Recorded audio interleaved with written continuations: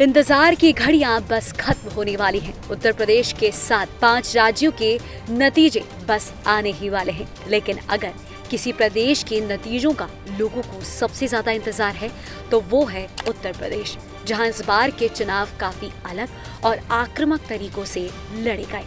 सभी राजनीतिक पार्टियों ने इस बार के चुनाव प्रचार में एड़ी चोटी का जोर लगा दिया। बीजेपी ने तो राज्य से लेकर केंद्र तक के सभी मंत्रियों को स्टार प्रचारक के रूप में चुनावी मैदान में उतार दिया, चाहे वो पीएम मोदी हो या गृह मंत्री अमित शाह। सीएम योगी के साथ मिलकर सभी बीजेपी नेताओं ने एक तरफ अपने विरोधियों पर तीखे प्रहार किए तो वहीं दूसरी ओर योगी सरकार के बीते 5 सालों में किए गए कामों का बखान किया। उत्तर प्रदेश ने दशकों से शायद ऐसा चुनाव नहीं देखा होगा। ऐसा चुनाव जब कोई सरकार अपने काम पर, अपनी ईमानदार छवि पर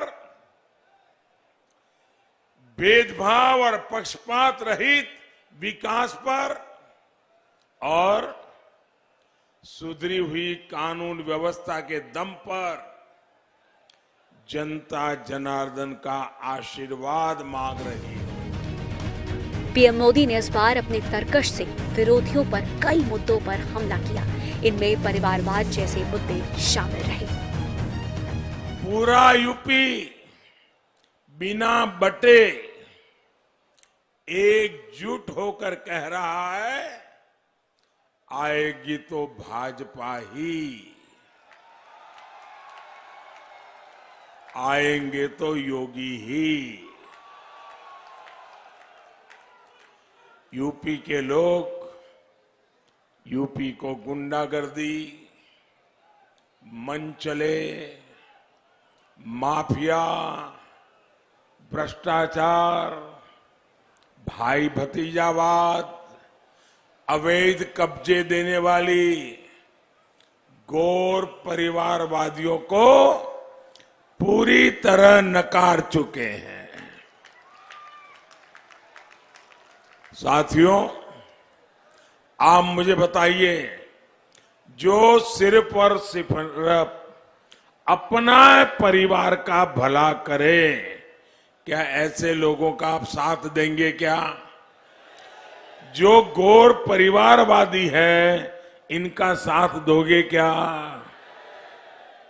साथियों, ये गौर परिवारवादी की एक खास आदत है। ये जो बोलते हैं वो करते नहीं, और जो नहीं बोलते वही करते हैं। एक तरफ डबल इंजन का डबल बेनिफिट है, जिसका लाभ यूपी का हर नागरिक उठा रहा है।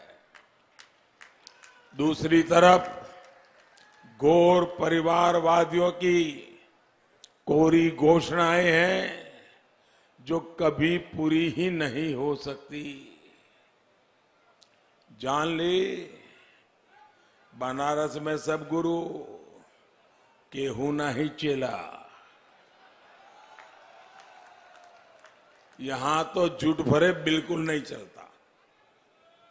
इसलिए लोग कह रहे हैं, जो आज यूपी की सेवा कर रहे हैं वही अपना काम जारी रखें। इन चुनावों में रूस और यूक्रेन के बीच जारी युद्ध का भी असर देखने को मिला। बीजेपी ने यूक्रेन के सवाल को मजबूत देश से जोड़ते हुए सपा को घेरा। 10 फरवरी को यूपी चुनाव के पहले चरण का आगाज हुआ था, जिसमें बीजेपी ने कानून व्यवस्था को लेकर भी हुंकार भरी थी। दुनिया इस समय बहुत सी चुनौतियों से गुजर रही है। इन हालात से कोई भी अछूता नहीं रह सकता। अमीर हो, गरीब हो, किसान हो या मजदूर, व्यापारी, कारोबारी या कर्मचारी, दुनिया के हर नागरिक पर किसी न किसी रूप से इस पर असर पड़ता ही है। ऐसी स्थिति में भारत का ताकतवर होना इस वक्त सबसे बड़ी जरूरत है।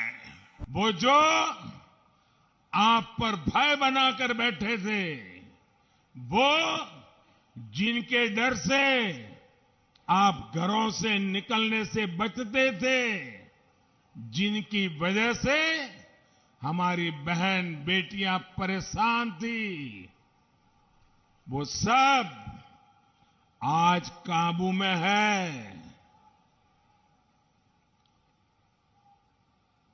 लेकिन अभी ये पूरी तरह न सुधरे हैं न समझे हैं। वो मौके की तलाश में है। अभी वो अंतिम सांस ले रहे हैं। अगर दोबारा इनको मौका मिल गया तो उनकी जान में जान आ जाएगी। आने देना है क्या? आने देना है क्या? भाइयों बहनों, ये जो समझ नहीं रहे हैं, अभी भी सुधरे नहीं है, अभी भी आखिरी सांस ले रहे हैं और बदले का भाव लेके बैठे हैं, उनको दोबारा खड़े नहीं होने देना। बीते चरणों के साथ साथ नेताओं के एक दूसरे पर हमलों का दौर भी तेज होता गया। तीसरे और चौथे चरण में आतंकवाद का मुद्दा गरमाने लगा। प्रधानमंत्री ने खुद सपा पर आतंकवाद का समर्थन का आरोप लगा डाला था। अहमदाबाद के न्यायालय ने अनेक लोगों को फांसी की सजा सुनाई, जो आतंकवादी घटनाएं करके, बम धमाके करके निर्दोषों को मार दिया था। मुझे बताइए, ये न्यायालय ने सही काम किया कि नहीं किया? ऐसा काम होना चाहिए था कि नहीं होना चाहिए था? हमें न्यायालय का सम्मान करना चाहिए कि नहीं करना चाहिए? न्यायपालिका का सम्मान करना चाहिए कि नहीं करना चाहिए? लेकिन ये चुप बैठे हैं, चुप बैठे हैं, क्योंकि उनको मालूम है अब सारा खेल जनता के सामने खुल चुका है। कौन किसकी मदद कर रहा था, ये अब उत्तर प्रदेश का बच्चा बच्चा जान गया है। भाइयों साथियों, इन्होंने क्या किया? यहां समाजवादी पार्टी का जो चुनाव सिंबल है ना, उनका चुनाव का निशान है ना, तो शुरू में जो बम धमाके हुए, वो सारे के सारे बम धमाके उन्होंने बम साइकिल पर रखे हुए थे। अब देखिए, साइकिल पे बम रखे हुए थे और जहां लोग सब्जी वगैरह खरीदने के लिए आते हैं, वहीं साइकिल पार्क करके चले गए थे और एक समय चारों तरफ ये साइकिलों पर रखे हुए बम धमाके फूटे। मैं हैरान हूं, ये साइकिल को उन्होंने क्यों पसंद किया? इन चुनावों में बातें कानून व्यवस्था और विकास से शुरू हुई थी, लेकिन कुछ समय के बाद पूरी तरह बदलती चली गई। विपक्ष ने बुलडोजर पर सवाल उठाए, बुलडोजर के बहाने मुख्यमंत्री को घेरने की कोशिश की, तो योगी ने विपक्ष के तीर को भी लपक लिया। वहीं माफियावाद और दंगों पर भी खूब सियासी तीर चले। ये सपा की सरकार माफियाओं के सामने, गुंडों के सामने घुटना टेक चुकी है। भाइयों बहनों, आज इस समाजवादी पार्टी को हमारी सरकार के बुलडोजर से परेशानी है, और मैं धन्यवाद दूंगा आपको कि मेरे आने के पहले आपने यहां बुलडोजर खड़े करके रखे हैं। देखो, हमारी सरकार का बुलडोजर बोलता नहीं है और बड़े बड़े माफियाओं की बोलती बंद करता है। पूरे प्रदेश के अंदर समाजवादी पार्टी की सरकार के समय 700 से अधिक दंगे हुए थे। बहुजन समाजवादी पार्टी की सरकार में 364 से अधिक दंगे हुए थे। भारतीय जनता पार्टी की सरकार के समय कोई दंगा नहीं हुआ, कोई दंगा नहीं हुआ, क्योंकि दंगा कोई कर नहीं सकता। नहीं तो पहले कोई पर्व और त्योहार आता था तो पर्व और त्योहार के पहले कर्फ्यू लग जाता था। हमारे लिए सारी पाबंदी थी और तुष्टीकरण की किस हद तक पार करते हुए पिछली सरकारें काम करती थी। कहीं बिजली की जाति बताई गई तो कहीं राम मंदिर निर्माण पर श्रेय लेने की कोशिश हुई। पीएम मोदी के साथ साथ सीएम योगी ने समाजवादी पार्टी को परिवारवाद पर जमकर घेरा। वहीं सपा और कांग्रेस पर गुंडों को टिकट देने का आरोप लगाया। भाई खानदान के लिए अपना कुनबा ही पूरा प्रदेश होगा, लेकिन मेरे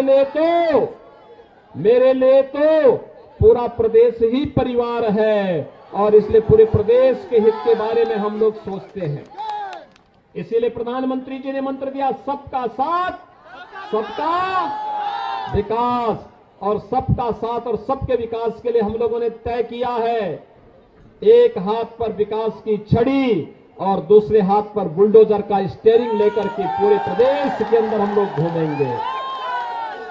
आप देखना उत्तर प्रदेश विकास भी करेगा और ये दंगा फसाद करने वाले, कर्फ्यू लगाने वाले, व्यापारियों पर हमला करने वाले, बहन बेटियों की इज्जत के साथ खिलवाड़ करने वाले और ये जितने धमकीबाज है ना, इनको आप देखना 10 मार्च के बाद ये अपने गले में तख्ती लटका करके घूमते हुए दिखाई देंगे। बीजेपी ने यूपी के इस बार के चुनाव में अपने स्टार प्रचारकों को चुनावी मैदान में उतारने में कोई कसर नहीं छोड़ी। अमित शाह ने धारा 370 से लेकर अहमदाबाद के बम धमाके तक सपा को घेरा। वहीं अखिलेश यादव के राजनीतिक चश्मे को भी खंगाला। अखिलेश जी के चश्मे के एक गिलास से सिर्फ एक जाति दिखाई पड़ती है, एक ही जाति जिसमें आप और मैं तो है नहीं, और दूसरे ग्लास से दूसरा धर्म दिखाई पड़ता है जिसमें आप और मैं है नहीं। भैया बताओ, अगर उनकी सरकार बनी तो आपका भला होगा क्या? जोर से बोलो, होगा क्या? ये जाति के आधार पर, धर्म के आधार पर राजनीति करने वाले गरीब समाज का, पिछड़ा समाज का भला नहीं कर सकते। धारा 370 हटाने का बिल आया, अखिलेश कहां खड़े थे भाई? कहां थे? कांग्रेस के साथ थे। बहन जी कहां थी? कांग्रेस के साथ थी। मुझे बताओ, ये कश्मीर हमारा है या नहीं है भाई? जोर से बोलो, है या नहीं है? जब धारा 370 का बिल लेकर आए, मोदी जी ने इसकी शुरुआत करी, अखिलेश बाबू खड़े हो गए। मैं ही बिल पायलट कर रहा था। उन्होंने कहा, गृह मंत्री जी धारा 370 गई, धारा 370 गई तो देश में खून की नदियां बहेगी। अरे अखिलेश बाबू, किसको डरा रहे हो भाई? हम नहीं डरते आपसे। और सुन लो अखिलेश, ये धारा 370 चली गई, खून की नदियां छोड़ो, किसी की कंकर चलाने की हिम्मत नहीं हुई भाई। एक और कांग्रेस की नेत्री प्रियंका गांधी कहती है टेररिज्म फिजूल बात है, इस पर रोक लगाना फिजूल बात है। दूसरी ओर उनके नेता सलमान खुर्शीद कहते थे अहमदाबाद के बम धमाकों में सिमी के लोग जो पकड़े गए वो बेगुनाह है, उनको छोड़ देना चाहिए। उनकी पैरवी भी करी एक और एक कांग्रेस पार्टी। दूसरी ओर समाजवादी पार्टी, जब सत्ता में आए अखिलेश बाबू, संकट मोचन मंदिर पर हमला हुआ था, बम धमाका हुआ था, कई निर्दोष लोग मारे गए, लखनऊ में बम धमाका हुआ था।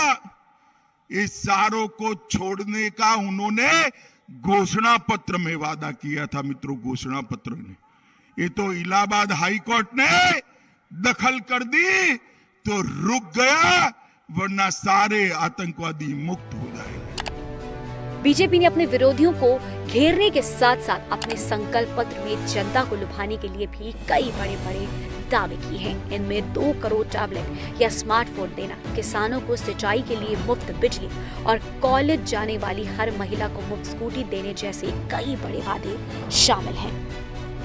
IANS report.